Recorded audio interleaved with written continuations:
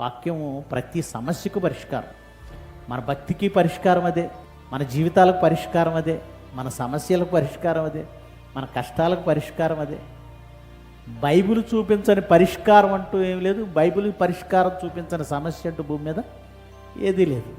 ఎన్నాళ్ళు సమస్యలకు భయపడతాం, ఎన్నాళ్ళు అప్పులకు భయపడతాం.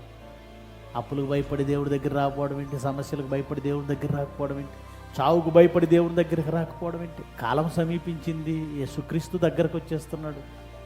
ప్రపంచ పరిస్థితులన్నీ మారిపోతున్నాయి. మనుషుల్లో రాక్షసులు మేల్కొంటున్నారు. ప్రభువు చెప్పినటువంటి సూచనలన్నీ పడిపోతున్నాయి. ఈ కాలంలో మనం మరింత వాక్యానికి దగ్గరగా ఉండాలి, వాక్యంలో ఉండాలి, వాక్యంతో ఉండాలి. ఎప్పటికప్పుడు మనల్ని మనం సరిచేసుకుంటూ మన చావులోనికి మనం వెళ్ళిన ప్రభువు వచ్చిన ప్రభు ఎదుట మనం ఎలా కనపడాలి? నిర్దోషులుగా కనపడాలి. మనకు అప్పగించిన పని చేయాలి.